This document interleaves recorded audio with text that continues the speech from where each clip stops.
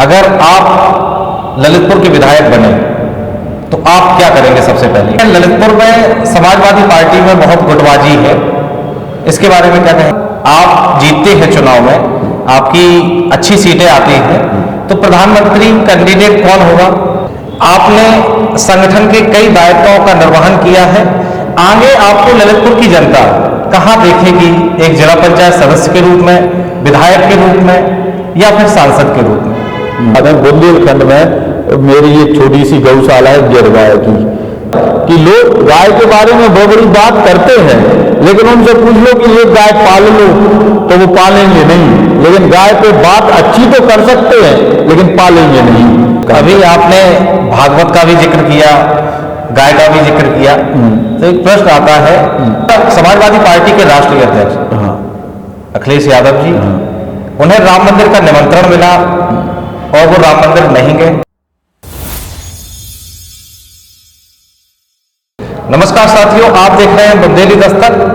मैं हूं आपका देवेंद्र कौशिक। आज के हमारे मेहमान हैं समाजवादी पार्टी ललितपुर के जिलाध्यक्ष नेपाल सिंह यादव जी।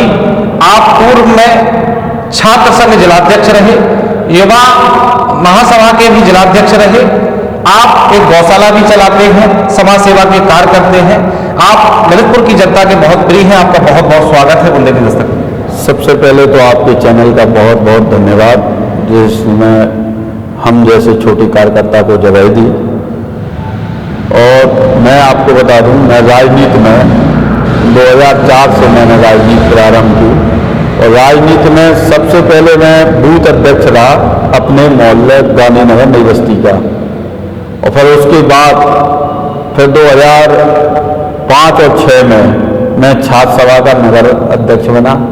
फिर उसके बाद फिर मैं 7 में छात्र सभा समाजवादी पार्टी का जिला अध्यक्ष बना, और 7 के बाद फिर मैं 2010 में लोहिया वाहिनी का जिला अध्यक्ष बना।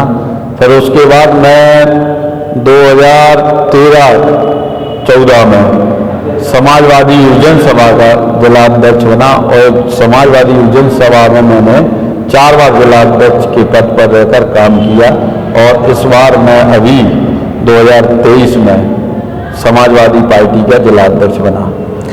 आपने संगठन के कई दायित्वों का निर्वहन किया है, आगे आपको ललितपुर की जनता कहां देखेगी?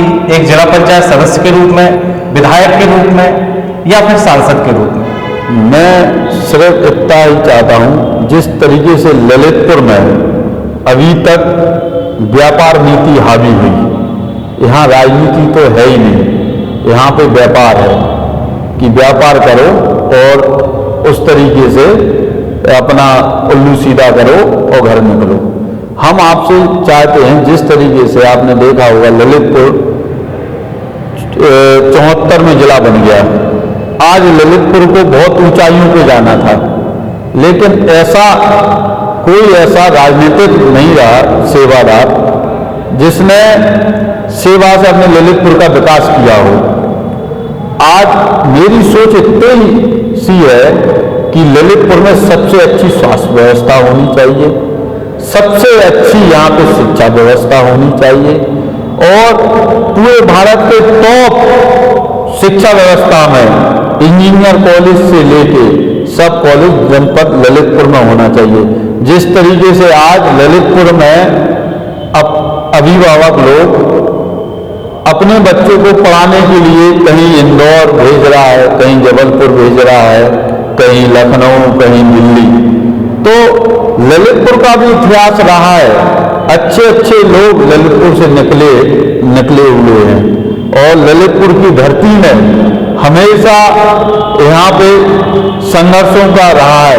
जैसे आपको मालूम होगा महाराजा बानपुर के, इनका भी इतिहास रहा, भागवत में लिखा है और हम लोगों ने पढ़ा है कि भगवान श्री कृष्ण के पुत्र प्रद्युम्न, शायद प्रद्युम्न के अनुरुद्ध, बानपुर के राजा की बच्ची के साथ उनका विवाह हुआ था।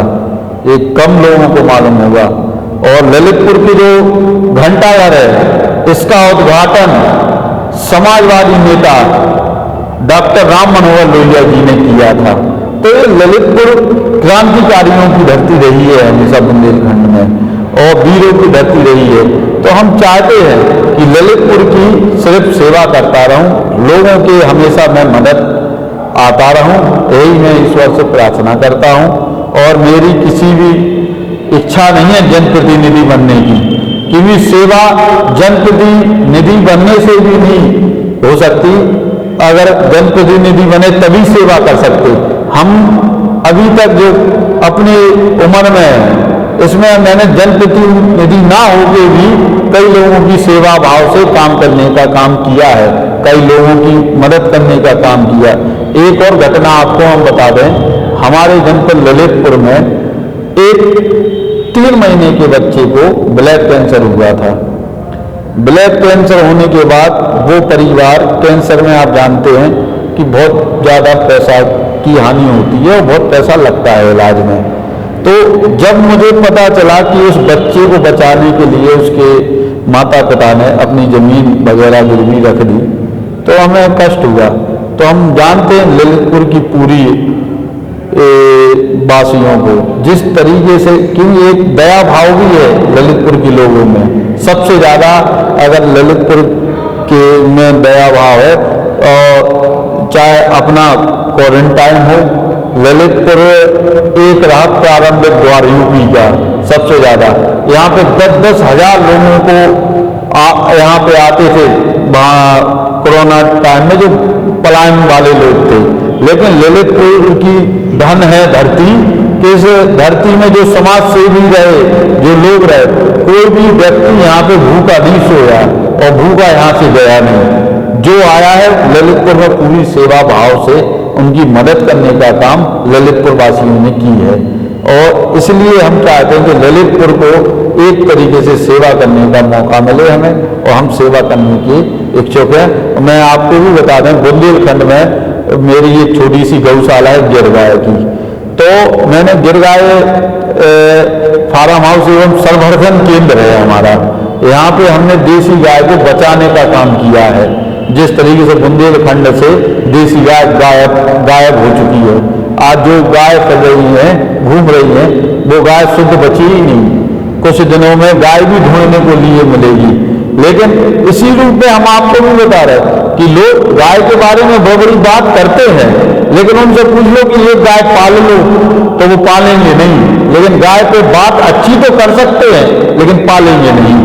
गाय को हर चीज के लिए मुद्दा तो बना सकते हैं, लेकिन उसको पालेंगे नहीं, उसको चारा नहीं खिलाएंगे और उसका संरक्षण भी नहीं करेंगे। तो इसलिए हमने यहाँ पे गाय रखने के साथ साथ सिर्फ गाय को एक बचाने का काम किया है, और हमें 8 साल हो गए इस पे। अभी आपने भागवत का भी जिक्र किया, गाय का भी जिक्र किया, तो एक प्रश्न आता है, समाजवादी पार्टी के राष्ट्रीय अध्यक्ष अखिलेश यादव जी, उन्हें राम मंदिर का निमंत्रण मिला और वो राम मंदिर नहीं गए दर्शन करने के लिए, इसके बारे में आप क्या कहना चाहेंगे?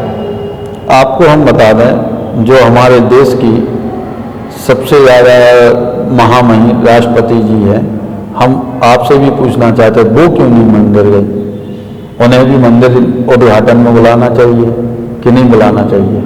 आज वही मनोवादी सोच के कारण हमारे जो राष्ट्रीय अध्यक्ष जी हैं, उन्होंने, आपको मालूम हो, इटावा में वो भी मंदिर बनवा रहे हैं, भव शंकर जी का मंदिर बन रहा है, उनके मन में भी आस्था है, किसी के कहने पे नहीं। जैसे राष्ट्रीय अध्यक्ष जी ने कहा था, जब भगवान का बुलावा आएगा तो हम जरूर मंदिर जाएंगे। अच्छा, तो अभी भारतीय जनता पार्टी एक नारा दे रही है, अयोध्या तो सिर्फ झांकी है, मथुरा काशी बाकी है। जब नौजवान और किसान, नौजवान जब रोजगार मांगता है तो जो राम मंदिर की बात करते हैं, बनवाने की बात करते हैं, जब किसान अपने मूल्यों की फसल का मूल्यों दुगने की मांग करता है तो जो 370 की बात करते हैं, ये अपने मूल मुद्दे पे क्यों नहीं आते? कम से कम जिस तरीके से आज पूरा भारत महंगाई से गुजर रहा है और किसान और नौजवान आत्महत्या करने में मजबूर है, इसका कारण आपको उस कारण के पीछे जाना चाहिए। और आज हम लोग चाहते भी हैं कि जिसकी जितनी संख्या भारी उतनी उसकी हिस्सेदारी है। तो हमारा वही मतलब है, आज जनगणना क्यों नहीं कराते? इन्हें जनगणना करानी चाहिए, लेकिन ये मुद्दा नहीं करेंगे। जनगणना नहीं कराएंगे, लोगों के नौजवानों को रोजगार नहीं देंगे, और रोजगार देंगे एक लोगों को आशा भी दे दे, लेकिन इन्हीं की सरकार में पेपर भी लीक हो जाता है। पूरे पेपर, आज एक भर्ती बता दो जो इस शासन में हुई हो। जी, ललितपुर जनपद में एक पलायन की समस्या बहुत बड़ी बनी हुई है। यहाँ के युवा पलायन बहुत करते हैं। आप आज शाम के अगर यहीं जनपद में रुके हो तो आप इंदौर वाली बस को जरूर देखना कि कितने लोग पलायन कर रहे हैं।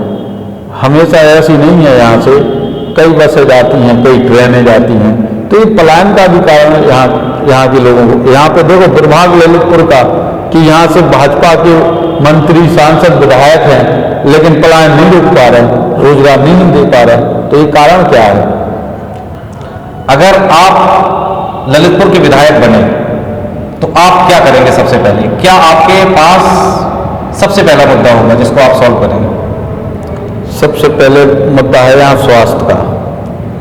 यहाँ पे स्वास्थ्य व्यवस्था सबसे बेहतरीन व्यवस्था हम यहाँ पे सबसे पहले करेंगे। जो बड़ी बड़ी बीमारियों पर लोगों को दिल्ली और बम्बई भागना पड़ता है, वो व्यवस्था यहाँ पे करने की हम कोशिश करेंगे। और दूसरी व्यवस्था यहाँ शिक्षा की, क्योंकि यूपी का सबसे बॉर्डर का ललितपुर है, सबसे एंड का। तो यहाँ जो शिक्षा व्यवस्था है वो भी बहुत बेहतरीन, पूरे भारत में सबसे टॉप देने की हमारी सोच रहेगी यहाँ पे शिक्षा व्यवस्था। सुनते हैं ललितपुर में समाजवादी पार्टी में बहुत गुटबाजी है, इसके बारे में क्या कहेंगे आप? ये तो सिर्फ दूसरी पार्टियों का कोई मुद्दा नहीं होता, वो मुद्दा बनाने की बात करते हैं। समाजवादी पार्टी यहाँ पे लगातार बढ़ने का काम, कुलवा बढ़ने का काम हुआ है। तो सब कुछ ठीक है यहाँ सब कुछ ठीक है, और सबसे ज्यादा नौजवान समाजवादी पार्टी की बागडोर को संभाले हुए हैं। अगर आप जीतते हैं चुनाव में, आपकी अच्छी सीटें आती हैं, तो प्रधानमंत्री कैंडिडेट कौन होगा? वो राष्ट्रीय नेतृत्व तय करेगा। जी, बहुत बहुत धन्यवाद। हमारे साथ ललितपुर जिला के समाजवादी पार्टी के जिलाध्यक्ष नेपाल सिंह यादव जी थे। आपका बहुत बहुत धन्यवाद। आपका